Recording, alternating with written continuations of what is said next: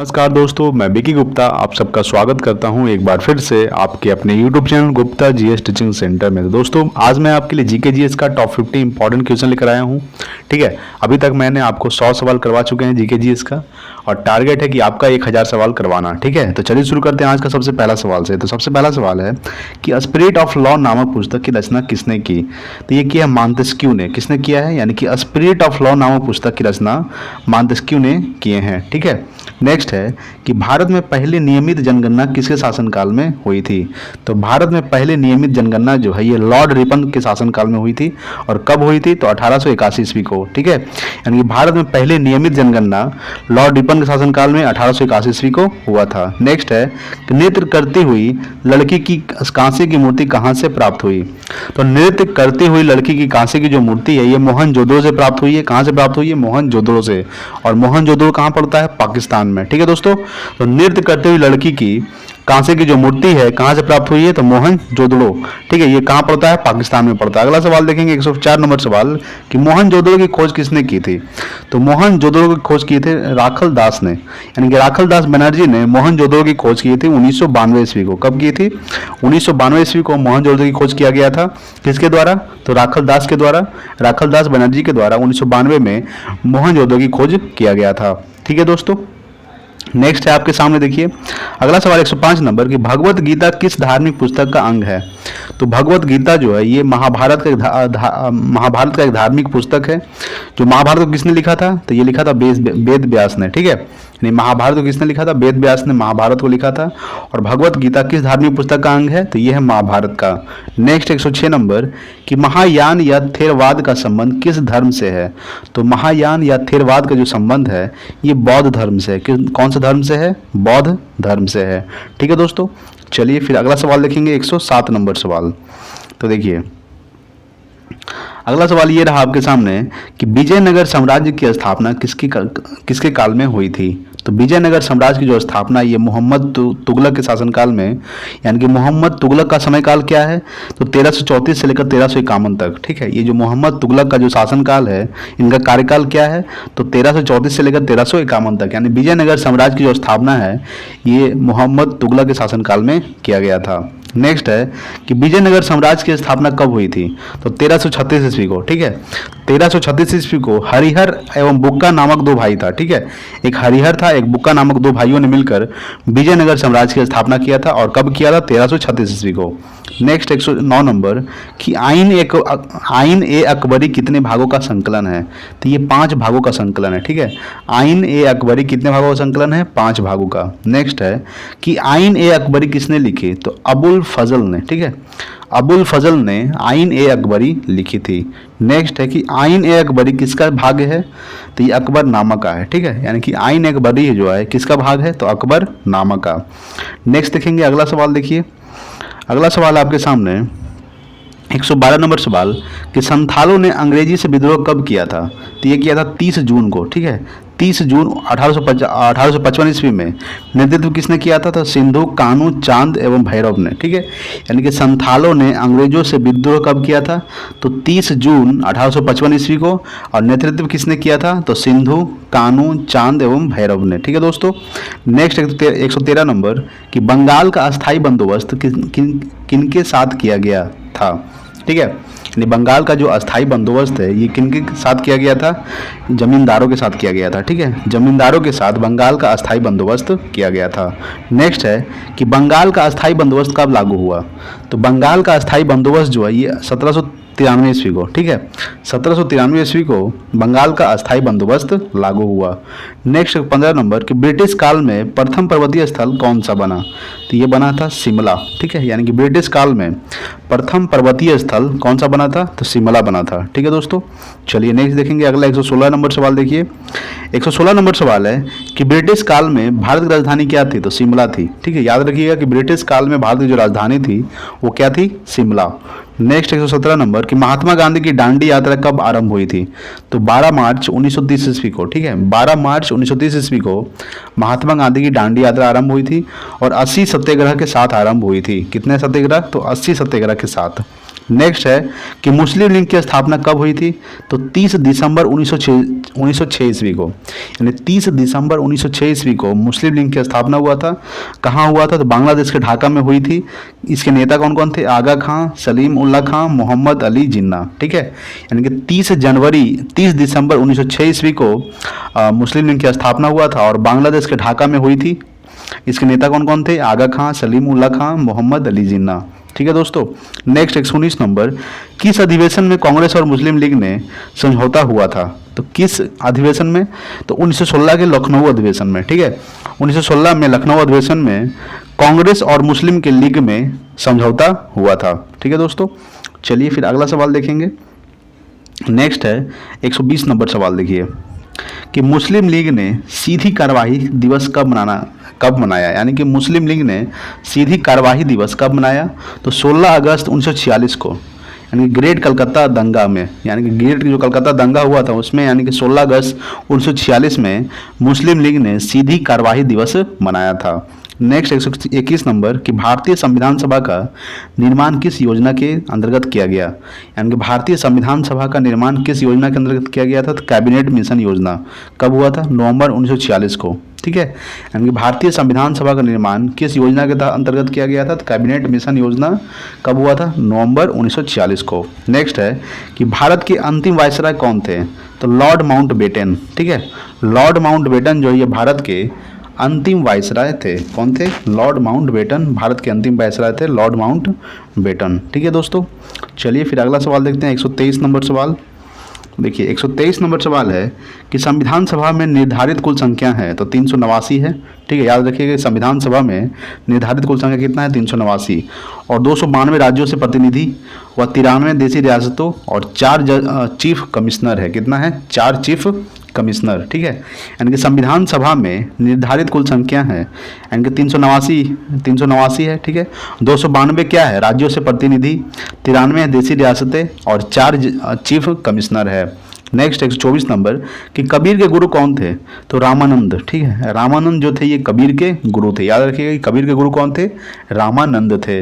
Next है कि स्वच्छ आकाश का रंग नीला क्यों होता है? तो प्रकीर्णन के कारण। ठीक है, प्रकीर्णन के कारण जो है स्वच्छ आकाश का रंग नीला होता है।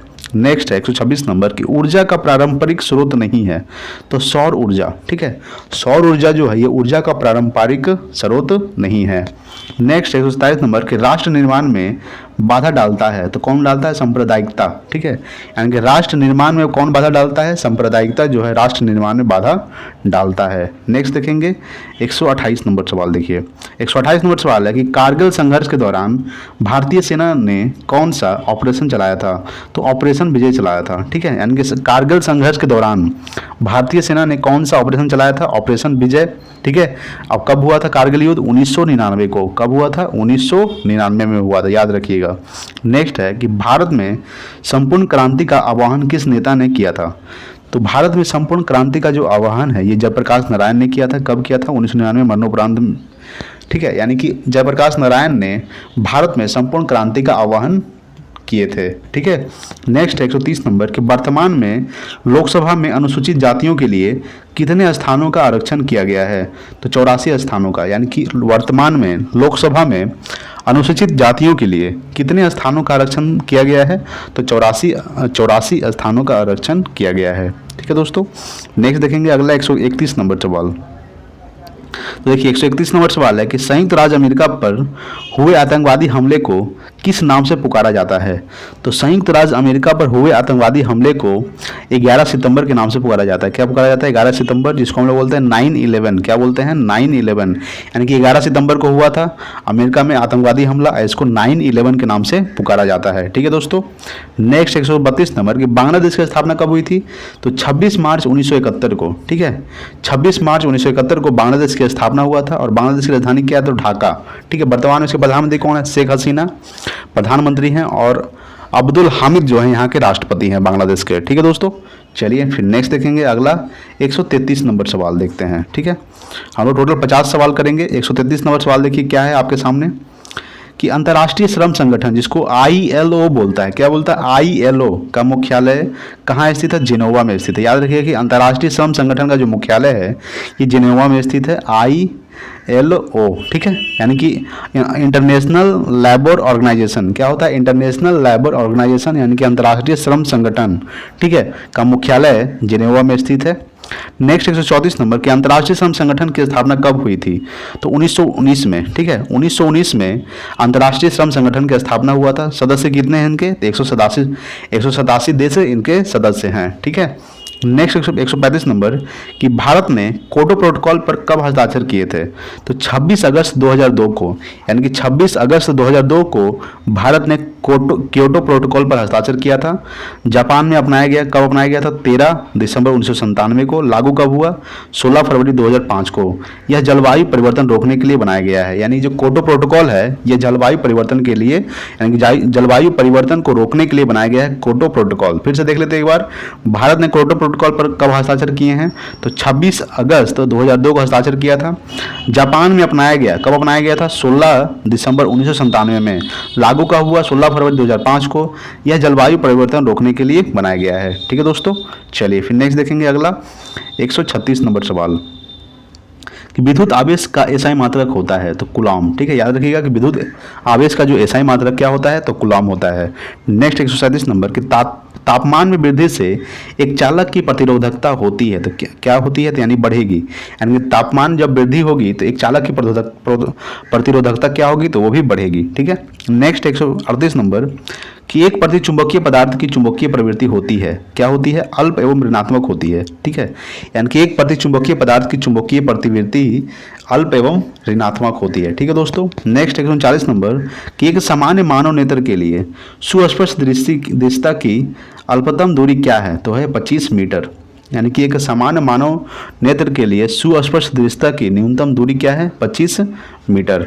नेक्स्ट है 140 नंबर कि एक प्रकाश तंतु की कार्य प्रणाली निर्भर करती है तो पूर्ण आंतरिक प्रवर्तन पर, ठीक है, यानी कि एक प्रकाश तंतु की जो कार्य प्रणाली है ये पूर्ण आंतरिक प्रवर्तन पर निर्भर करती है, ठीक है दोस्तों। नेक्स्ट देखेंगे 141 नंबर सवाल। 141 नंबर सवाल है कि निरोधी विभव अति लघु होगा तो लाल होगा और ज़्यादा के लिए क्या होगा? तो नीला होगा, यानी कि निरोधी विभव अति लघु होगा, लाल होगा, और ज़्यादा के लिए क्या होगा? तो नीला होगा। नेक्स्ट 142 नंबर कि तटस्थला वक्र मूल बिंदु की ओर होती है तो उन्नतोदर रेखा, ठीक है, यानी कि तटस्थला वक्र मूल बिंदु की ओर होती है तो उन्नतोदर रेखा। नेक्स्ट 143 नंबर कि भारत में 1 रुपये के नोट कौन जारी करता है? तो ये जारी करता है भारत सरकार, ठीक है, भारत में 1 रुपये के नोट जो है कौन जारी करता है? भारत सरकार जारी करता है। नेक्स्ट 144 नंबर कि गेहूं की अर्धवामान किस्म का विकास किसने किया था? ये किया था नॉर्मन ई बोरलॉग ने, ठीक है, यानी गेहूं की अर्धवामान जो है किस्म का विकास किसने किया था? नॉर्मन ई बोरलॉग ने किया था, ठीक है दोस्तों। चलिए नेक्स्ट देखेंगे 145 नंबर सवाल।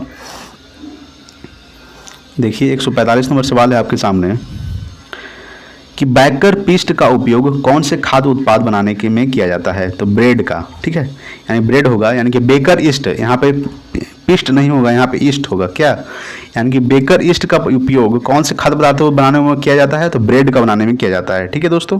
नेक्स्ट 46 नंबर कि ग्रीन हाउस गैस नहीं है तो सल्फर डाइऑक्साइड, ठीक है, सल्फर डाइऑक्साइड जो क्या है? ये ग्रीन हाउस गैस नहीं है, और जो होती है कार्बन डाइऑक्साइड, क्लोरोफ्लोरोकार्बन और जलवाष्प, यानी कि कार्बन डाइऑक्साइड CO2, क्लोरोफ्लोरोकार्बन जिसको CFC बोलते हैं, ठीक है, क्लोरोफ्लोरोकार्बन और कार्बन और जलवाष्प, ये क्या है? तो ये ग्रीन हाउस है, और ग्रीन हाउस गैस नहीं है तो सल्फर डाइऑक्साइड जो है ग्रीन हाउस गैस नहीं है, ठीक है।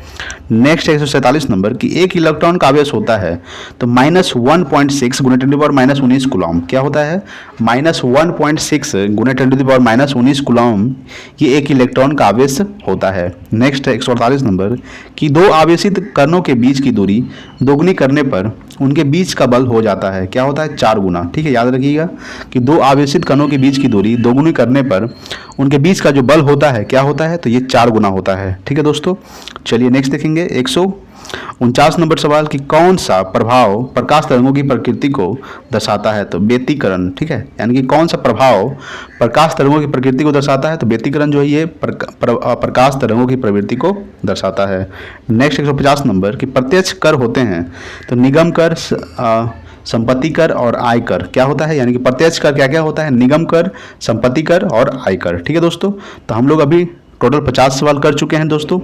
अगर वीडियो अच्छा लगा होगा तो प्लीज़ लाइक कीजिएगा और अपने दोस्तों के पास शेयर करना ना भूलें। ठीक है दोस्तों, तो मिलते हैं अगले वीडियो में, तब तक के लिए जय हिंद, वंदे मातरम।